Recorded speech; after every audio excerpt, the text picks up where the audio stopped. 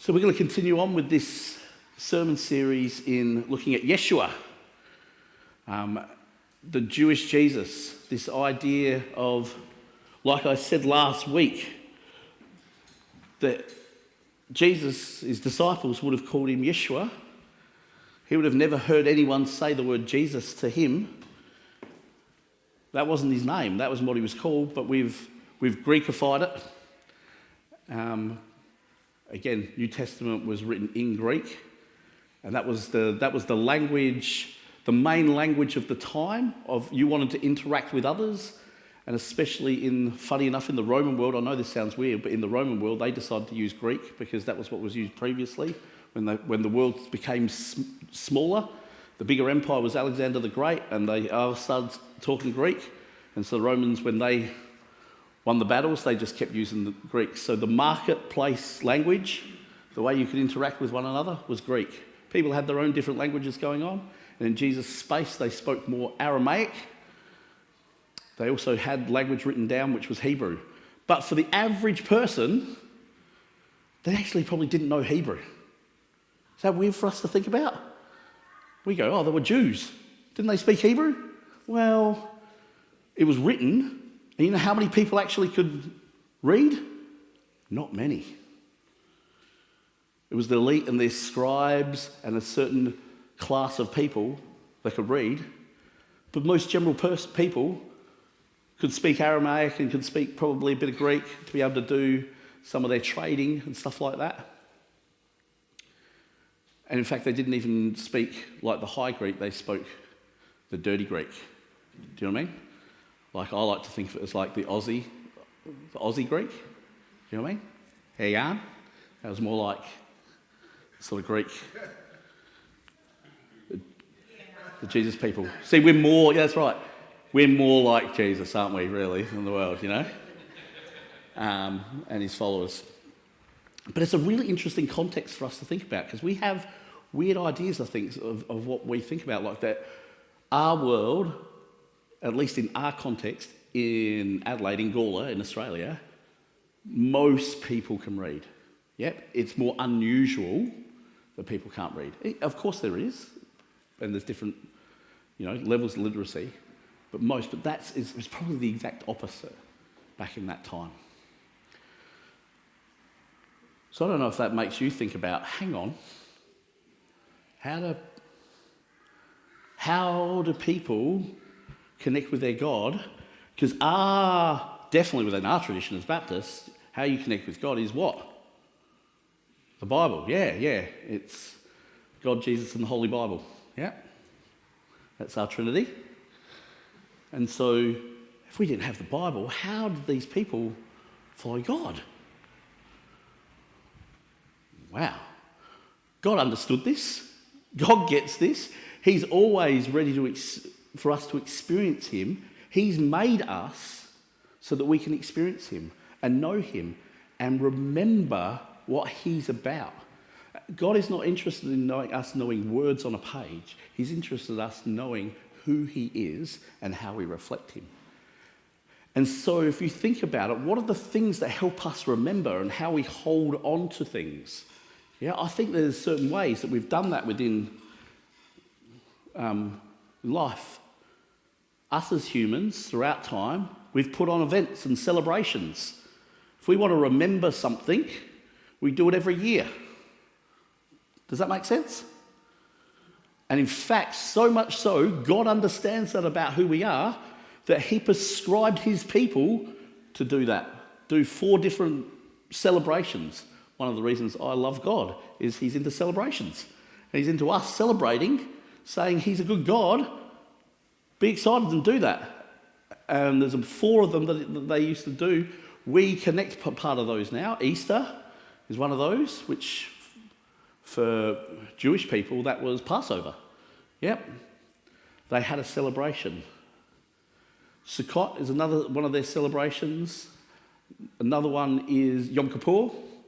And right now, the 4th is just jumped out of my head, and it's to do with the harvest, and I can't remember exactly what it is. Oh, Pentecost. That's the other one. Phew, I knew I'd get there somehow. Again, words we know, but they were the 4 celebrations because God wanted to remind the Jews of who he is.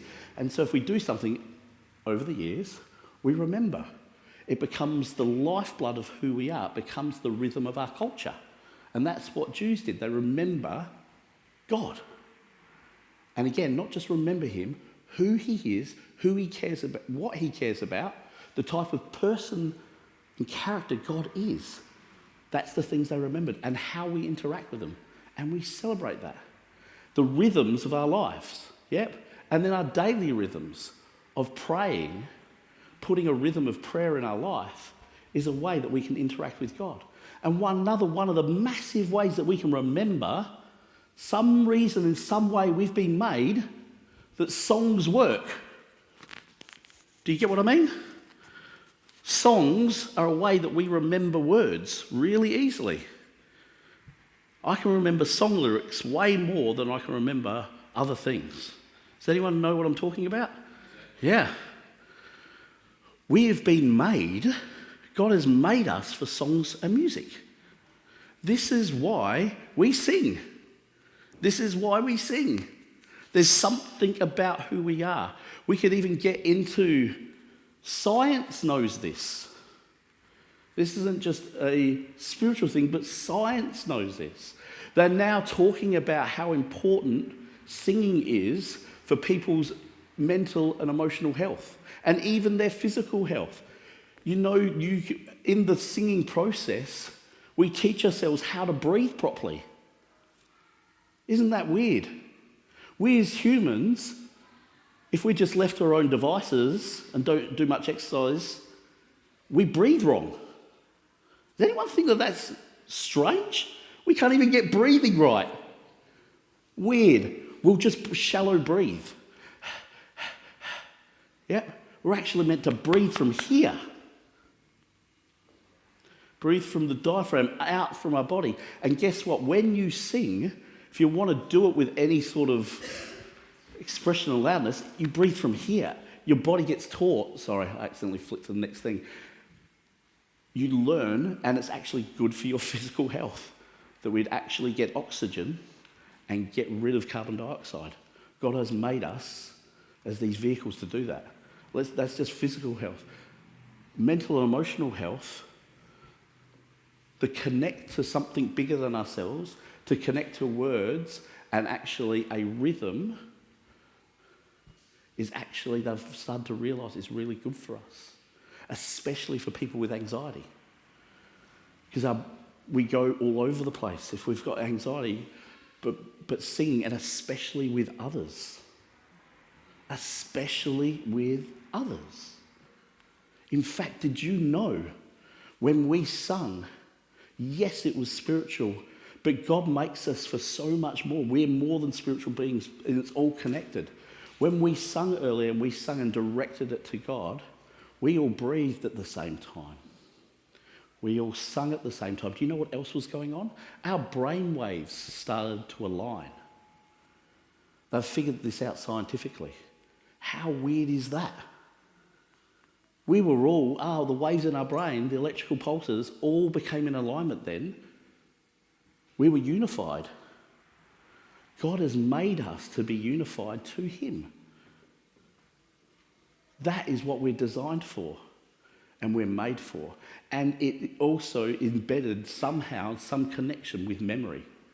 They're still trying to figure this out in science, because science can only do certain parts, yeah? You can only figure out certain things. Because we're bigger than that, of what science can figure out at the moment. What's the surprise? That God has made us, made us bigger, made us for something more, and we can align and understand these things through song. You know, I've had some experiences of sensing God's presence, obviously in worship. And you know, some of the times where I've sensed his presence and heard his voice have been in those spaces. But you know, that also means that can happen anywhere. It doesn't have to happen in church. I'm sure some of you do that in your daily rhythm of your daily life. It's possible to come in line with this rhythm that's running through life. This song that is playing behind things of God's kingdom. that is actually so different than the world, but it's almost like a song playing behind the things that are going on, that when we pay attention to him, we become in line with this. I think this is possible in all sorts of places. You know, I remember distinctly, me and Ange, a couple of friends, went to this concert. It'd be about 10 years ago now. It was a Mumford & Sons concert at Adelaide Entertainment Centre. And I remember it well because it was a 42-degree day. It was very, very hot. And so we were glad to get into the entertainment centre. And we're thinking, oh no, we're going to be in with stuffy people. But their air conditioning's amazing. So we were just glad to be inside. Went to see this band. Again, a band who played on the radio. For most people, they think they're a secular band. But I know the guys in it are Christians. And they've always felt a heart for their job to speak God's name in places and spaces it doesn't get spoken. They wanted to take their songs into the world. And so I went to this concert and obviously sing some of the songs I know and feel like I'm worshipping God in amongst thousands of people that don't know him. But then they go away and they come back, all the lights go out, and then they come down the runway and there's one microphone, and the four guys sing a song called Awake My Soul. And I haven't sensed God's presence more with thousands of people who don't know him. I want to play you this song just to get you a sense of these guys that just want God's name to be known. And these words at the end, I don't know if you heard the lyrics there, but you were made to meet your maker. You were made to meet your maker. And they proclaim these words. And I remember I had to lift my hands to worship God in that space around a whole bunch of people, because we are made to meet a maker, and we're connected to a story that speaks to us. And this is why I want to speak to this and this powerful thought, because this is, as we mentioned before, Isaiah is the language that God used for Jesus to speak into. So when when he came and started his ministry and spoke in Luke 4, and spoke and read the scroll, he read Isaiah. He read Isaiah and said, the Spirit of the Lord is with me. And they were Isaiah's words. And he said, it is fulfilled in your presence right now. He used Isaiah's words. That was what he connected this whole story 700 years before Isaiah speaks these words. And you know the words, Isaiah's the prophet who spoke to a nation before they were sent in exile about, hey guys, trouble is coming, but we're going to be kicked out of Jerusalem and sent to Babylon. But in your suffering and in your darkest place, know that God's got this sorted out, and he's going to send his Messiah, and he's going to do what no one else could, which is actually be this offering and be sin so that we don't have to live under sin anymore. So he died and rose again. This is the story of Jesus. But Isaiah used songs. It's 4 songs at the end of his book. Why did he use songs? So that we would remember, so his people would remember, so that when Jesus started speaking these words, it wasn't, again, people who were illiterate, how they understood what was going to happen in the future, they understood it. And so I want to go through some of these songs for us just quickly. There's 4 servant songs, they're called, the Jewish people still know about today. And in fact, there's a massive movement in Israel of Messianic Jews using these 4 songs to say, who do you think this says? Yeah, who do you think this is about? First, in Isaiah 42, this is just some of the bits of the song, the lyrics that I wanted you to pick up here. Here is my servant who I uphold. He will bring justice to the nations. Here is my servant whom I have chosen, the one I love, in whom I delight. I will put my spirit on him. Anyone recognise this language? Sometimes Old Testament we go, oh, it doesn't make sense. But we know this language because it makes sense from a New Testament point of view. especially the second part there. Who wants to have a guess whether they've heard that language before? Here's the one I love, whom I delight in, and I'll put my spirit on him. Yes, baptism of Jesus. This is fulfilled in the baptism of Jesus. Yeah, Jesus was baptized, and this is exactly when the Spirit came down on his dove, this is exactly the words that God spoke. And so when people heard that, they got it straight away. This is the Messiah.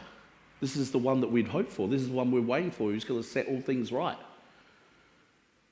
Isaiah quotes this, and it's in Jesus' baptism. So when we read the New Testament, straight away we see he's fulfilling his name. The nations, they'll put their hope. Again, this is straight away, it's Jesus reminding people in the New Testament, this isn't just for Jews, but it's actually for the light of the nations. It's all nations will put their hope. Straight away, he's already trying to push Jewish people's lift their eyes to realise it's more than just you. Yes, through you, you bless the nations, but God's hope was bigger than just his people, just bigger than just the Jews. It was for all of us. In the second servant song in Isaiah chapter 49, before I was born, the Lord called me. He who formed me in the womb to be his servant, to bring Jacob back to him and gather Israel to himself. I will also make you a light for the Gentiles, that my salvation may reach to the ends of the earth. Anyone notice the before I was born bit? These were Jesus' words. I don't know if you know, especially in John 8 as well. John 8, he spoke, people were getting upset with him, saying, hang on, you're saying you're Messiah, but you're just the carpenter's son down the road. Why, how can we believe that you're going to be the Messiah? This isn't this bit, but he does say, before you, I am. Before Abraham, I am. And they got very upset with him. Why? Partly because he was just saying his deity, but partly he was quoting Isaiah as well. And people were upset with that idea. It's also written into the birth story here of Jesus, which is in Luke chapter 1.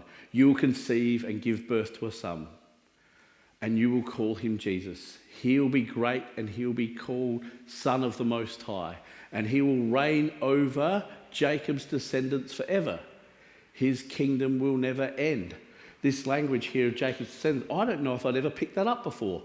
You know, I've read that many times of the angel speaking to Mary about, I remember a whole bunch of different things in that, but I'd never picked up that idea of Jacob's descendants. That is the language straight away of who? Isaiah. Again, a connection back for Mary, and for anyone she shared that story with, Mary's connecting this story to that story. And again, what was Jacob's name? What was the name that God gave Jacob? Israel. That's where the name comes from. Jacob's descendants. The third servant song. I offered my back to those who beat me, my cheeks to those who pulled out my beard. I did not hide my face from mocking and spitting. I'm sorry, this is a couple of verses later, because that doesn't make sense if it's just straight after that, but a couple of verses later, because the sovereign Lord helps me. Who do these words sound like they're about? It's Jesus. In the Passion story, this is exactly what happens to Jesus. Matthew 26, in Jesus' Passion Week, the words where the Messiah will suffer, he is worthy of death, they answered, and then they spat in his face and struck him with fists. Others slapped him and said, prophesy to us, Messiah, who hit you? Mocking him. But these words again, the connection of the story is coming back to Isaiah. Why? Because they're wanting to remind people again, he is the Messiah. This is the story all through. And this specifically, 52 and 53, is massive verses that are unbelievable in Isaiah's text that I encourage you to look at these. Go this week, read Isaiah 52, 53, and realise how profoundly 700 years before they're about Jesus' story. He was pierced for our transgressions, crushed for our iniquities. By his wounds we are healed. And then again, from Acts and from Peter, we all like sheep have gone astray. Each of us has turned to our own way, and the Lord has laid on him the iniquity of us all. This suffering servant whose death redeems the world. You look in this, it's all through it. It is essentially Jesus' story of who the Messiah would be. That Jewish people couldn't even read 700 years ago and understood. They thought this Messiah was just going to be like a warrior who would come and save them from all their problems, which just so happened at the time to be the Romans in Jesus' time. Please just save us from this. The Messiah will come and then we will reign and have our own little kingdom and everything will be fine. But that was never God's full intention. God's full intention was that he would come as Messiah, suffer and die for our sin, and then defeat sin and death so that we might be part of a kingdom that would know no end. A kingdom that would know no end for not just Jews, but for Gentiles too, that we could all be included. That we could all be included in this story. And this is what's amazing, is if you look, you'll realise it's not just the Gospels, it's actually the way that his disciples and the apostles kept telling the story. See this first bit of Acts 8. We're all like sheep in reading. Anyone know this story? We all know this story, if I remind you probably. This is about the eunuch on the road. Yep, guy from the Ethiopian eunuch.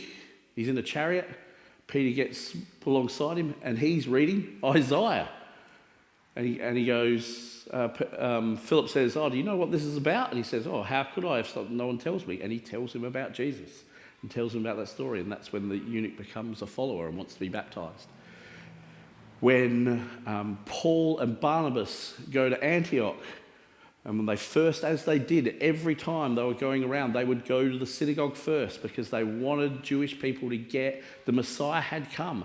And they went there and they would speak straight away Isaiah and say, this has been fulfilled in our midst, just like Jesus did. Read Isaiah and said, this is being fulfilled in your midst right now. This is the future. This is happening right now. Don't miss what God is doing. Don't miss what God is doing. Isaiah is the vehicle for the good news. 700 years before. That still blows my mind. Yeah? I don't know if you think about how long that is. But I don't know about you, but I'm not eagerly awaiting things were written in the 1300s right now.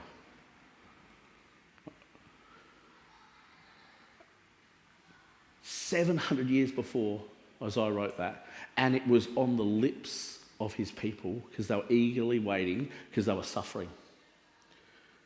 And they knew it because of song. Because they were songs. We don't see it, but they were songs that they sung. Songs that they would remember. That we remember the hope that we have. Because Jesus paid for our sins and he defeated sin and death. Not a law, but a heart change is what he's after. That can only come from us knowing him.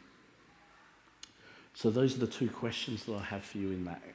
I'd love us to finish with as I ask the team up. We've got to play a last song for us. Music team around the place. There you go. There's two things.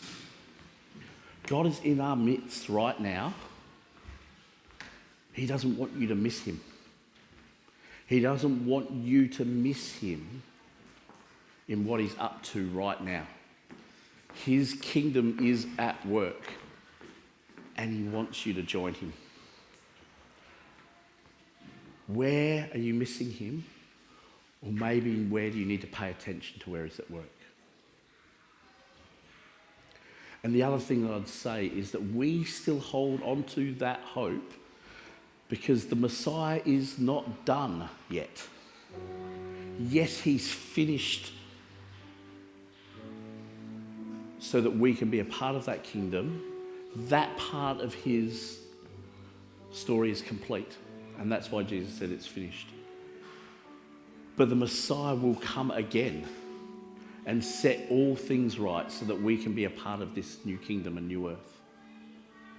This is why we sing. We hold on to this hope, and it should be deep in our hearts like a song. So we don't just remember lyrics, it comes out of who we are. Because we hold on to the hope that God is going to set things right. Jesus is coming again, and he's going to set things right. We get glimpses of that, don't we, in our own hearts, where he transforms our hearts and makes them aligned to what he's doing. We see it when little things, when Jesus is Lord, in the way it's expressed and the way it's lived out. We see those glimpses. But it's going to be fully realised. We hold on to that hope. Where's God speaking to you in that? Where is he saying, don't miss where I'm at work, but don't miss that there's a hope coming? Lord God, we just thank you. We thank you for the power of song that helps us remember, but also helps us align with you in unity, that we get to experience you because you have made us for something more. You have made us for a kingdom that will know no end. You've set it in our hearts. May we let that grow. May we let that hope grow so that all could see that, so the nations could see that. You've aligned us with your people, Israel, so that we could know you and your glory. Let us not miss that. Amen.